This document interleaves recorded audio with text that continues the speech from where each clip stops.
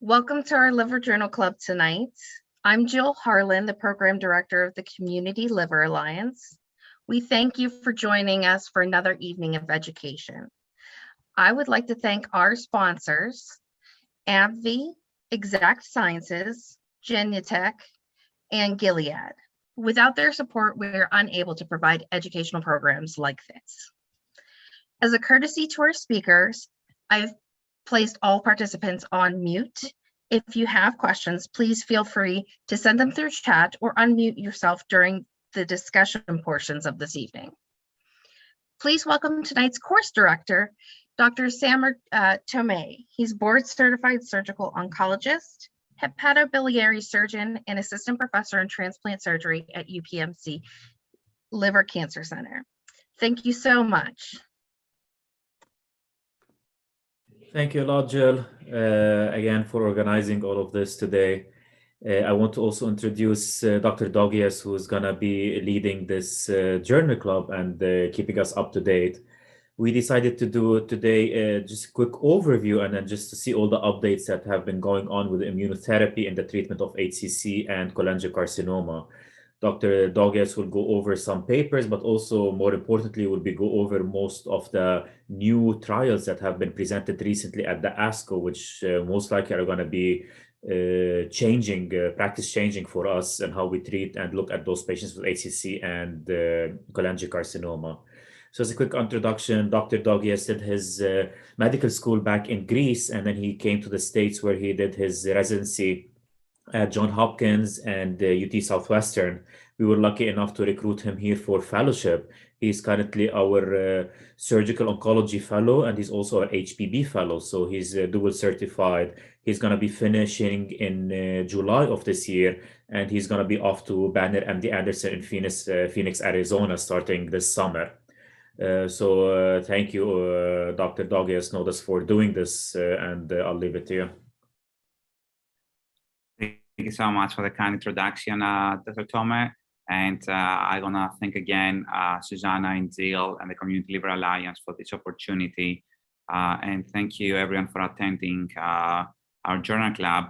We are hoping to, as Dr. Tomei mentioned, give you some cutting edge updates on systemic therapy of primary liver malignancies, specifically immunotherapy, as you can see as the subject of our presentation tonight. Let me start. As some of you may have already reviewed, this will be our main paper to be discussed today. Is a meta-analysis on the efficacy and the safety of immunotherapy, immune checkpoint inhibitors in advanced, meaning unresectable hepatocellular carcinoma. I think can all benefit from a little review of the background of the rationale why this is an important topic.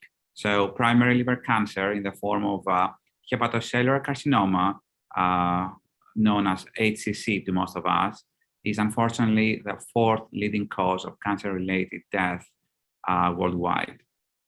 Amongst patients affected with HCC, approximately 1/5 of them, 20%, present a diagnosis with advanced disease.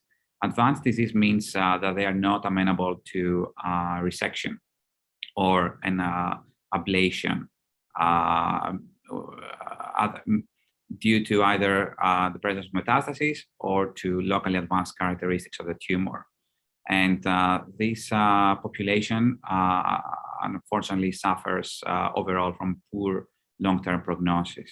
So for these patients with advanced HCC, systemic therapies are the mainstay of treatment. And for a very long time, we were severely lacking in any effective systemic therapies for HCC. This all changed back in 2008, where the SARP trial was a landmark trial published in the New England Journal of Medicine, which established sorafenib, which is a targeted therapy, a tyrosine kinase inhibitor, as being effective versus pretty much no systemic therapy for advanced HCC, and therefore sorafenib became the standard of care for advanced HCC at the time. unfortunately, after that initial enthusiasm with the adoption of sorafenib and the promise that other targeted agents brought to the field, none of them have been shown to be superior to sorafenib. Several other agents, including lenvatinib and ramucirumab, have been shown to be effective and non-inferior to sorafenib, but not superior. So fast forward about a decade, and with the advent of immunotherapy in the world of oncology, and specifically immune checkpoint inhibition, was a new class of drugs that brought great promise to be effective in a variety of cancers, amongst those HCC. And they were tested in the context of clinical trials in patients with advanced HCC. Unfortunately, initial results with immunotherapy in advanced HCC was mixed. Eventually, 3 drugs or combination of drugs, including nivolumab, pembrolizumab, and the combination of ipilimumab and nivolumab, or ipi-nivo, were FDA approved to be used in advanced HCC, but were not shown to be really superior to sorafenib. This all changed quite recently in 2020, where another landmark trial, the IMbrave 150 trial, came out, published in New England Journal of Medicine, that showed that a combination of immunotherapy with targeted therapy, the combination of 2 drugs, atezolizumab and bevacizumab, were superior to sorafenib. And just as a quick refresher for everyone, atezolizumab is the immunotherapy component, is an PD-L1 antagonist, and bevacizumab is a targeted agent that blocks the vascular endothelial growth factor receptor that can inhibit the blood supply to the tumor. So in this landmark trial, the IMbrave 150 trial, the combination of immunotherapy atezolizumab with bevacizumab was shown to be superior to sorafenib. As you can see, overall survival at 1 year was 67% versus 54% with sorafenib. The progression-free survival was improved, and importantly, the response rate, ORR stands for objective response rate, was more than double, 27% with the combination versus just 12% with sorafenib. So after the publication of this fairly recent trial, the combination of atezolizumab and bevacizumab is now considered the standard of care of systemic therapy for patients with advanced HCC who can tolerate this combination. So where are we overall, given kind of these mixed results that I've outlined? Some of the immunotherapy agents showed mixed results. The combination of atezolizumab with bevacizumab was quite efficacious. Where are we standing overall, given the heterogeneity of our clinical trial results? What is the efficacy and the safety of immune checkpoint inhibitors versus standard therapies in advanced HCC? This is the question that the authors of this paper posed themselves, and what they tried to answer via a meta-analysis methodology. Probably needless to say, but a meta-analysis is a way of pulling clinical trial data together and trying to overcome the potential limitations of individual trials to exact robust conclusions, and are considered one of the higher echelons of clinical evidence.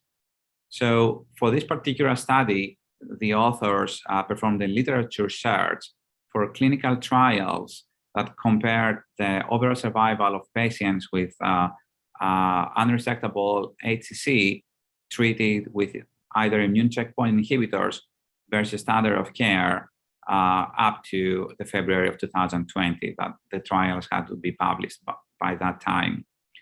And their outcomes of interest, what they wanted to extract from the clinical trials, including meta-analysis, were I think, some very important clinical endpoints: overall survival, progression-free survival, response rate, and toxicities, treatment-related adverse events, and particularly the grade 3 and 4, which are the serious toxicities.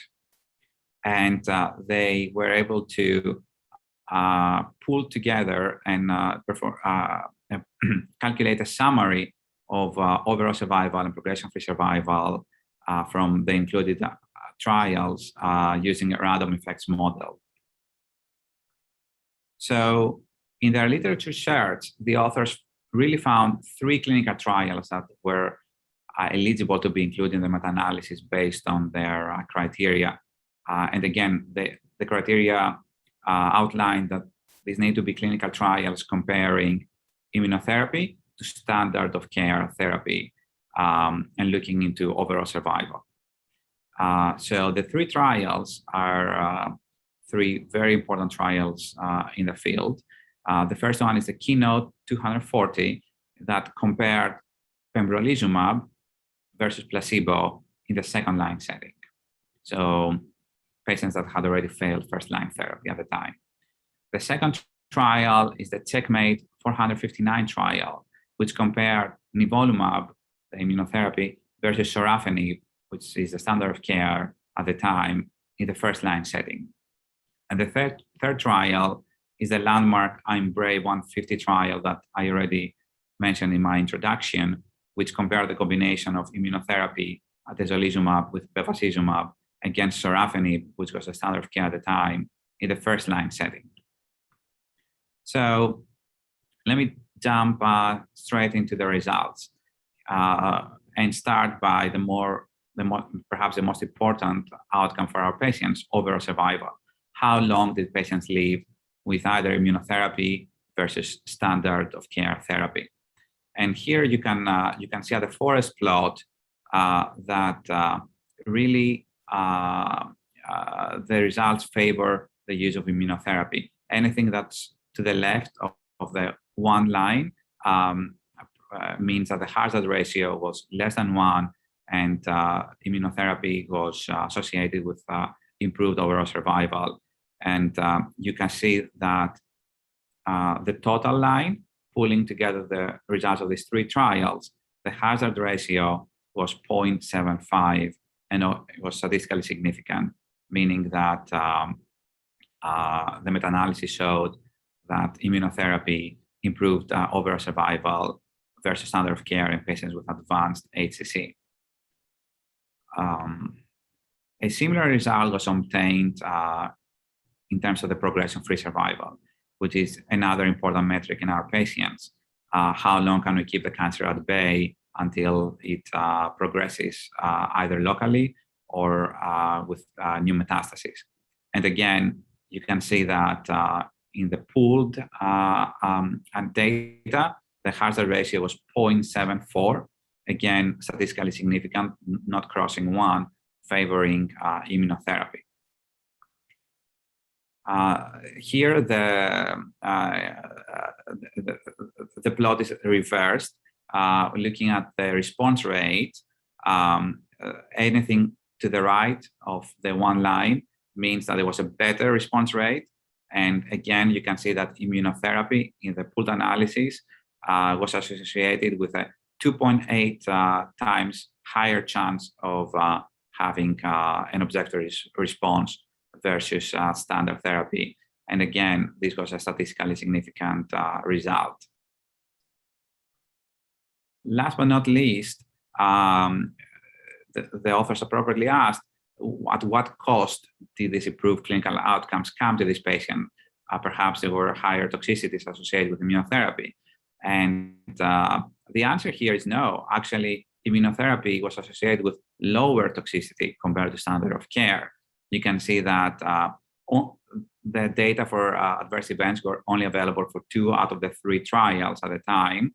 And pulling those together, you see that the hazard ratio was only 0.44. So quite less chance of having a serious adverse event with immunotherapy compared to standard of care therapy.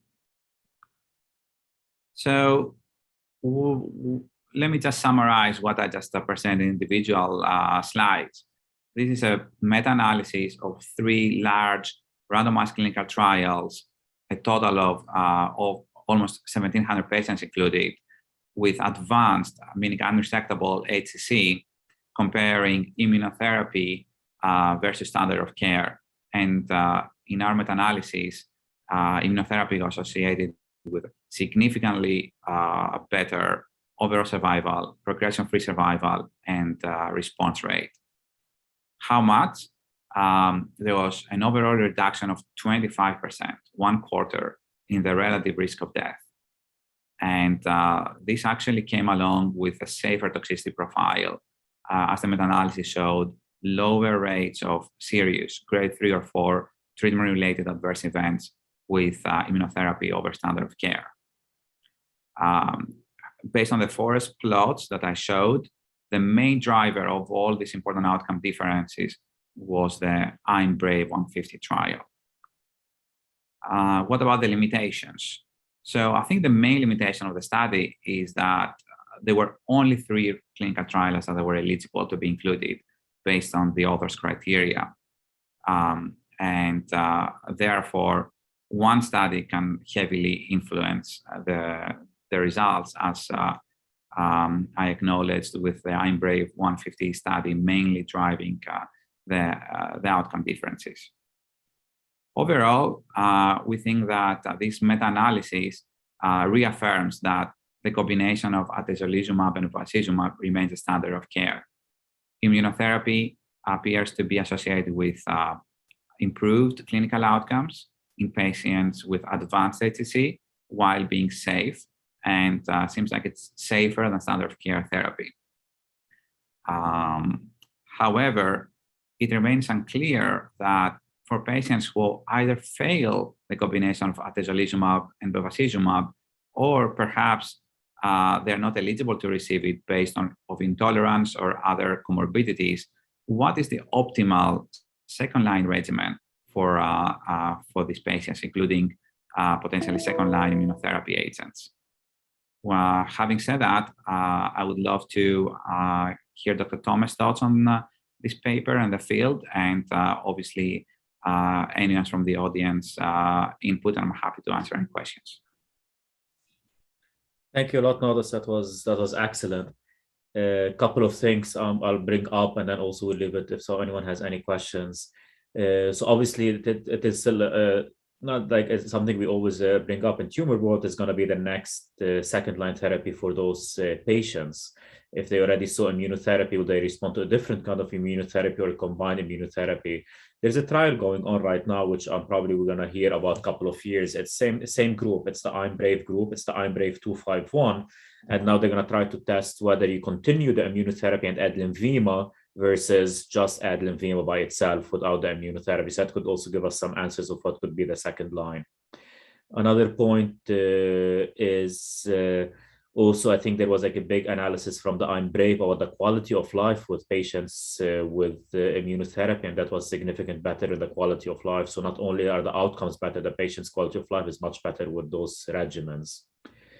And the third quick point, I forgot if he's going to bring it up later or not, is that also we now have another big positive trial, which is the Himalaya trial that tested immunotherapy. So that included more than 1,000 patients that had combination of PD-L1 and CTLA-4 inhibitors, and then there was a 3-month benefit on overall survival. But again, I think this is now a very different field for HCC for the last 2 years for the first-line therapy.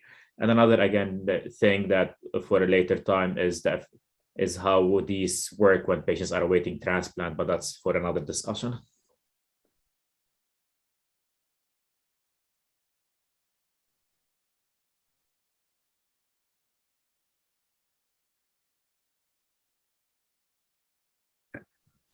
Thank you, Dr. Tome. We will touch upon the Himalaya trial on our second part of our talk. I think some very exciting emerging data. Susanna and Jill, I do not have access to the chat, so I'm not sure if there are any questions. I'm sorry, I was checking the chat just now. There are no questions in the chat.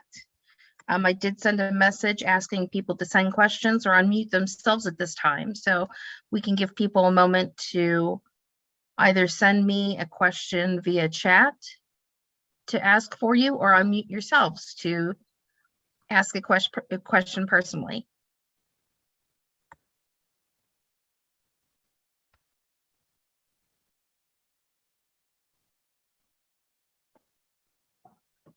And also, I think we can also move on because I think the other part is also very much related. So I think we'll also hopefully get questions after the second part, which is pretty much very related to this part. Yeah, totally agree. I think that this first part, through a meta-analysis, kind of established again what is the first line standard of care therapy in our field. And in our second part here, we'll be showing some kind of late-breaking, cutting-edge results published or presented recently in meetings and have not made it to a formal publication yet, but they're likely to be all practice changing. So let me start by giving an update on the landmark IMbrave 150 trial that again established the combination of atezolizumab with bevacizumab as the standard of care first-line therapy for patients with advanced HCC. And the authors just presented their updated analysis that was performed 12 months after their original analysis. And in this updated data, the median follow-up of the patients was almost 16 months with, versus 8.6 months for the primary analysis, so double the median follow-up. And again, pretty impressive results. The median overall survival was almost 6 months longer for patients that received the combination of atezo and bevacizumab versus sorafenib. A quite striking response rate of 30% with the combination. And not just the fact that 30% of the patients responded, it seems like that a lot of the patients had a sustained response. The median duration of response was over a year, 18 months. And again, there do not seem to be any new red flags related to the toxicity of the combination. The safety profile was similar to the primary analysis. And a picture is 1,000 words. So here is the updated survival graph. You can see that the blue line is the survival curve for the patients who received the combination. Red line is the survival curve for the patients who received sorafenib. And you can see that the curves separate nicely quite early, actually. You can see a separation as early as 1 to 2 months into the treatment, and they stay separated to the 2-year mark. And you can see that at a year and a half, at 18 months, the difference survival is about 12%, and seems to sustain even longer. And we are looking forward to their formal publication of their updated results. Does anyone have any comments on the updated results from the IMbrave 150 trial, or Dr. Tome, maybe a quick comment? No, I think you can move on. Obviously, this is like good. It keeps separating. That's what we see mostly with most of the immunotherapy when they have a good response in patients with different cancers. Yeah, and there is nothing in the chat right now. Okay, great.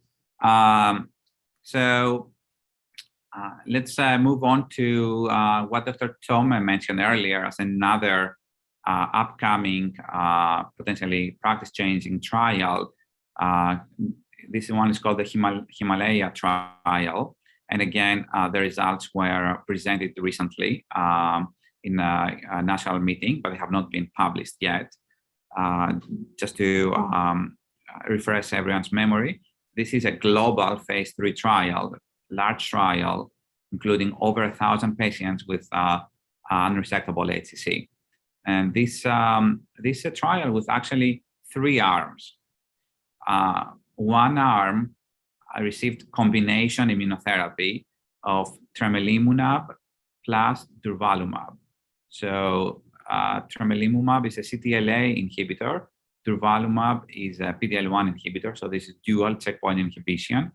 And how this was administered to the patient is that they received an induction dose of tremelimumab and then durvalumab for the duration of the rest of their treatment, versus a second arm that had durvalumab, PD-L1 inhibition monotherapy, versus a third arm with sorafenib, our previous standard of care targeted therapy.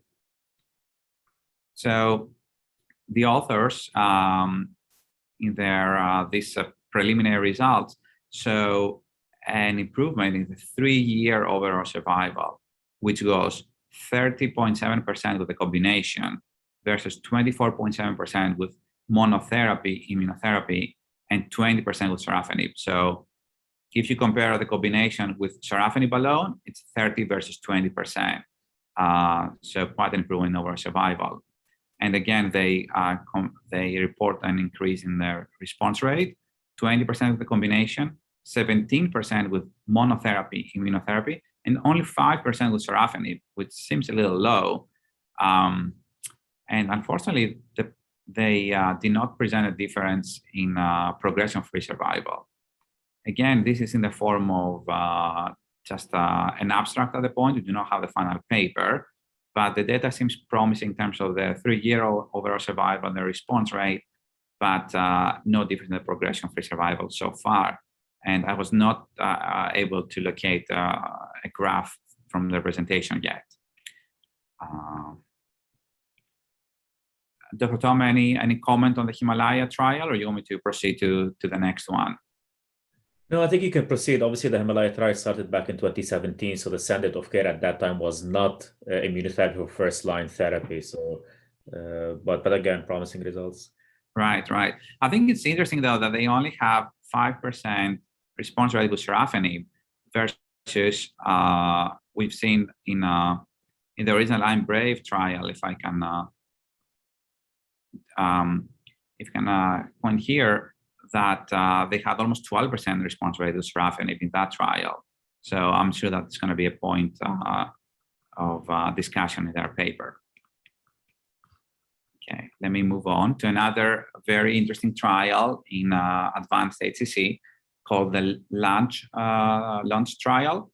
This is a phase 3 trial in China, and included 336 patients with advanced HCC classified as Barcelona Stage C. And this was a dual arm trial. One arm received the combination of TACE, so regional levotherapy, with lenvatinib targeted therapy, versus just lenvatinib. And in their recent presentation of preliminary results, showed an improvement in the overall survival.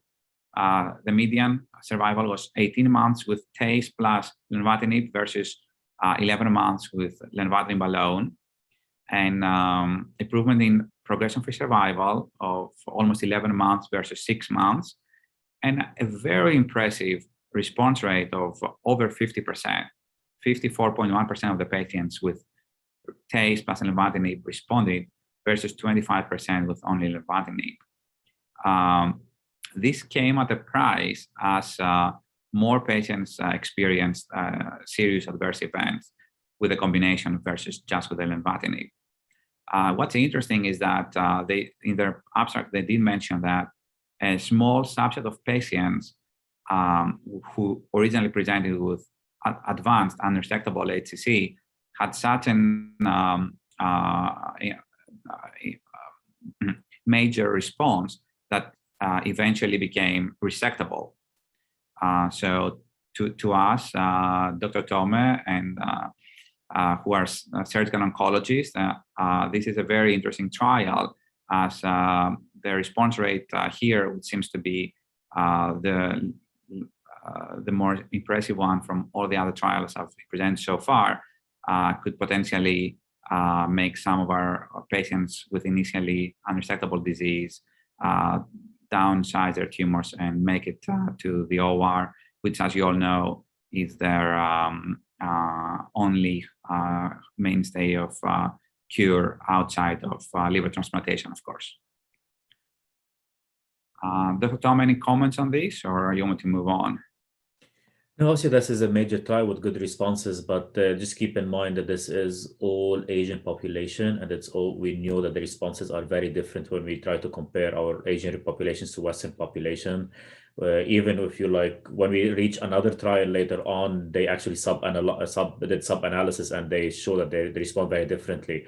But before, we used to use Nexavir, and the trials of Nexavir and TACE showed no difference of adding both together. So this is obviously promising that and Lenvima is much better tolerated. Patients on Lenvima, combination of TACE and Lenvima, and I'm sure now we're going to start seeing some work coming up in the next couple of years about immunotherapy combined with regional. Right. Absolutely. Yeah, that would be exciting to when that data starts emerging. And the last trial we want to present on HCC, again, late-breaking results from the COSMIC 312 trial. This is, again, it's a global phase 3 trial that involves almost 900 patients with advanced HCC, and compared the combination of atezolizumab immunotherapy with cabozantinib, which is a tyrosine kinase inhibitor, so a targeted agent, versus sorafenib.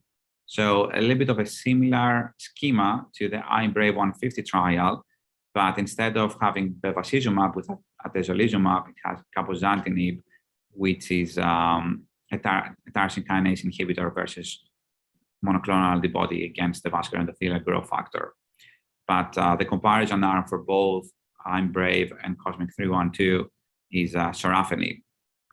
So again, these preliminary results are somewhat, I would say, not as exciting as some of the other trials, because they present an improvement in the progression-free and the response rate, but no difference in overall survival in this interim analysis. So this combination does not appear to be as efficacious as the IMbrave 150 combination of atezolizumab with bevacizumab, or some of the other combinations shown in the late-breaking abstracts earlier. And again, the response rate and the median progression-free survival they report are quite lower than what we've seen with some of the other trials. So, of course, we have to wait for their full analysis and the paper, but so far, not as exciting results. Dr. Tome, what are your thoughts on this trial? Yeah, again, I agree, but I think like it just like from all of those talks, we see now like the shift towards immunotherapy has finally reached HCC, and I think we're just at the point now where this is going to be our first line therapy. And we'll take it. Great. Okay. This is the last study I want to touch upon, and we want to switch gears a little bit because we'll be talking about hepatocellular carcinoma for the previous content of this talk. And we are happy to share with you the preliminary results from a very important trial in primary biliary cancer, cholangiocarcinoma, that we feel this is going to be practice changing. As you know, systemic therapy options for biliary cancer are lacking. So TOPAZ 1 is a global phase 3 trial, including 685 patients with advanced biliary tract cancers. And as similarly to other trials in the past looking into this malignancy, they group together patients with intrahepatic cholangiocarcinoma, hilar cholangiocarcinoma, and gallbladder cancer. So this is a somewhat heterogeneous group of cancers, but they are all advanced biliary tract cancers. And it had two arms. One arm received the current standard of care for advanced biliary tract cancers, gemcitabine plus cisplatin, based on the ABC2 trial. And this was compared to the addition of immunotherapy to the combination of GEM6. And they added durvalumab, which is a PD-L1 inhibitor. So this is very interesting, adding immunotherapy to standard cytotoxic combination chemotherapy.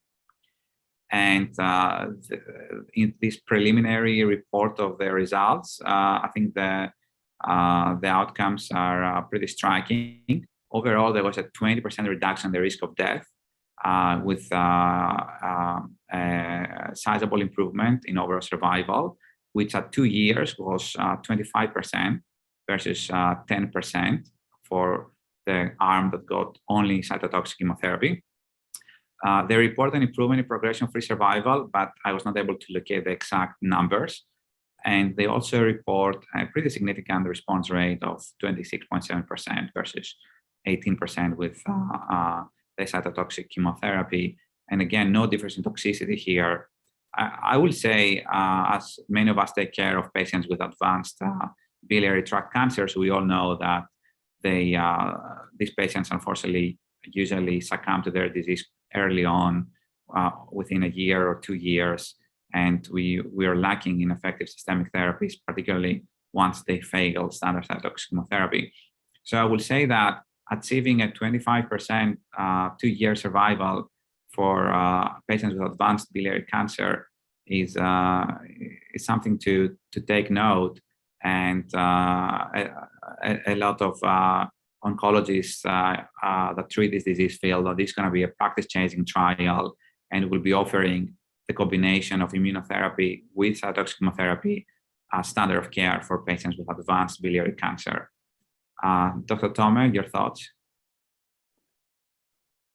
Yeah, again, this is finally a trial for biliary cancer that's actually significant. We've had so many trials that were not statistically significant, especially for patients with cholangiocarcinoma.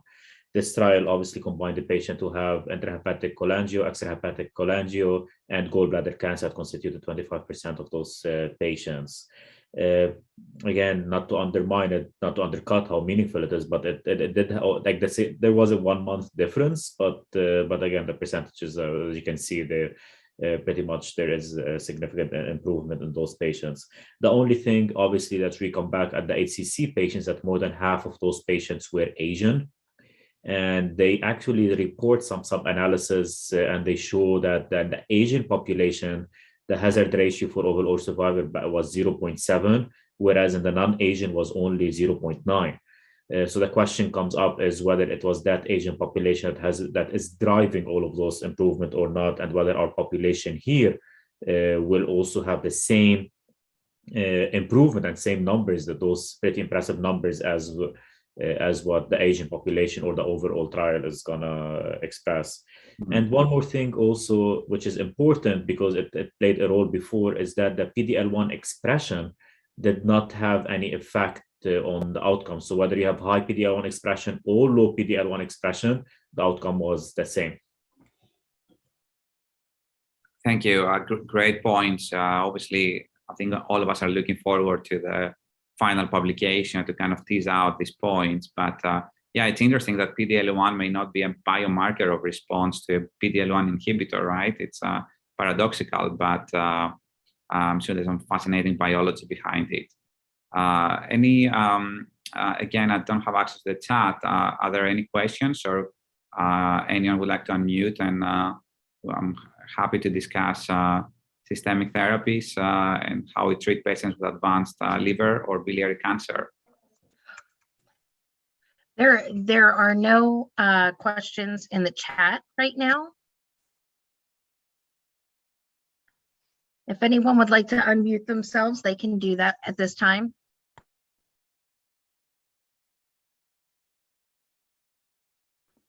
I think someone has raised their hand. Please go ahead. Yeah, hi, this is Prashant. I work as the HPV fellow at the Queen Elizabeth Hospital, Birmingham. Basically, I think not just for unresectable HCC, but I think we might be including immunotherapy in the early stages of HCC also. But I just wanted to know your thoughts on this. I'm sorry, for which trial is the question? That last one? The question notice is including immunotherapy not only for advanced HCC, but also for patients with earlier HCC. Oh, yes.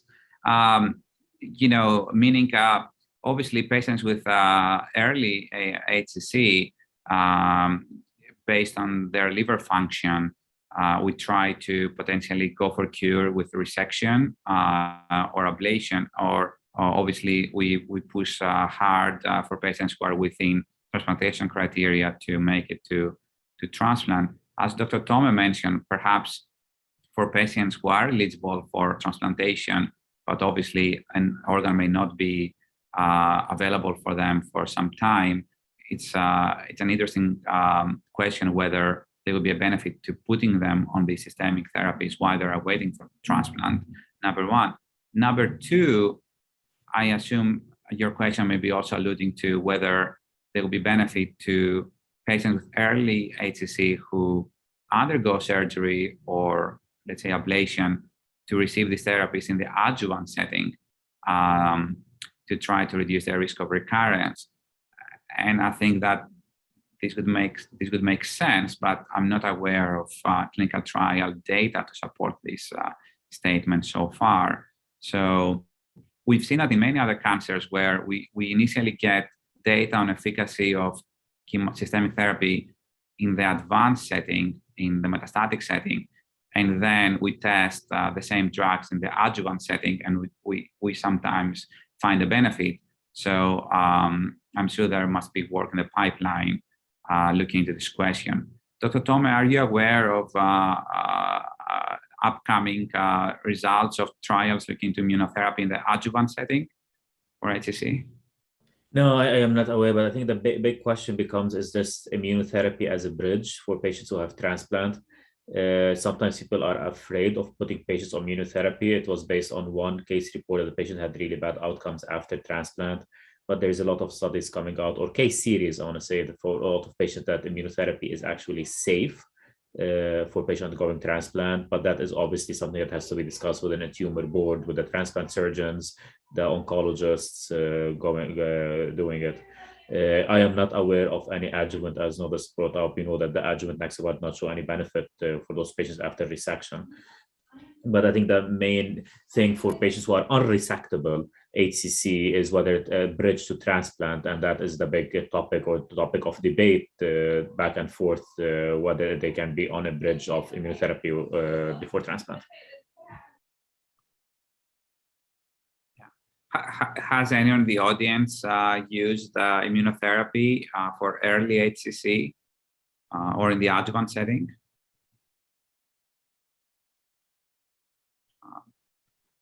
I would say at UPMC, Dr. Tome, we usually, these patients do not receive adjuvant therapy if we're able to successfully ablate or resect the tumor in the lack of clinical trial data to support the use of it.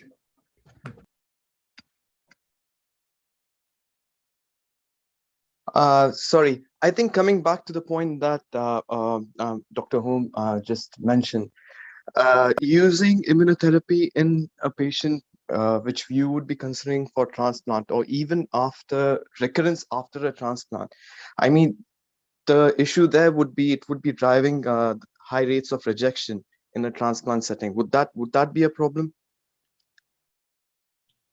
Again, I think this is obviously it's a point of discussion, sometimes contention among meetings. Recently, there was a big talk when we went to the National HPB meeting. The bottom line is it is safe. Most of the patients are off immunotherapy for 2 to 3 months before the transplant. So obviously you can say that this is more feasible with patients who have a live donor. It can be scheduled, which could be a bit different than the other patients. But from all the data that was presented, it was anywhere between 7 days and 4 to 5 months, which is like you can see a very wide bracket of patients who've been off of immunotherapy before the transplant. But apart from that case report that driven all the fear from immunotherapy, although there was no significant difference in rejection after. But again, these are all based on single institutions, case series, and obviously that immunotherapy became first line a year and a half ago. I think we're just going to have to see what more data is going to come out before we can 100% sway one way or another. And I think, Dr. Tom, as you mentioned earlier, I think it's exciting to gather data over the next few years on the combination of immunotherapy with regional liver therapies, which is something we do use a lot and have a lot of experience, and we do see responses in our patients, but obviously regional, as the name suggests, it's only a regional therapy.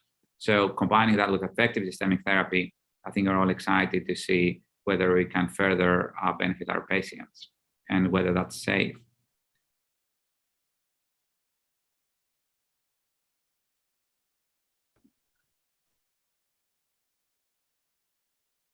Well, on that note, thank you so much for your presentation today. Thank you so much for your time. Dr. Tomei and Dr. Dogias, it was a wealth of information, and this is great to go through these studies to discuss. If everybody just hangs tight for a few moments, we have a few sponsors from some of relevant pharmaceutical companies who are just going to introduce themselves and let us know what's going on in their world. So first, I'd like to introduce you to Neil Hall of Genentech.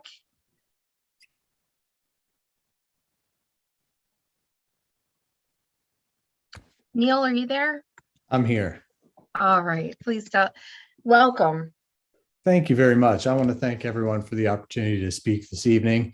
And thank you very much. It was a great presentation. I appreciate everything you guys presented this evening. My name is Neil Hall. I am the Genentech therapeutic area manager, responsible for Tecentriq plus Avastin, or atezolizumab plus bevacizumab, as you saw in the presentations.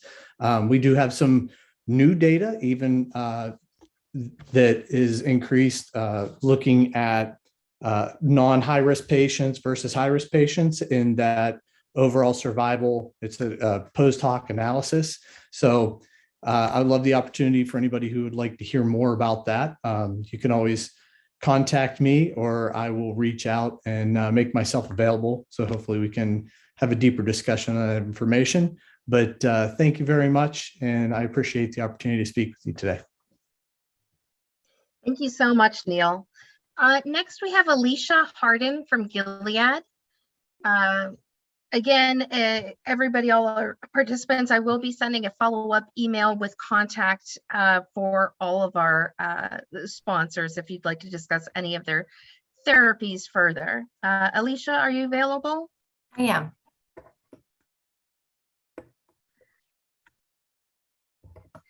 Hi, thanks for joining us. Yeah. Hi.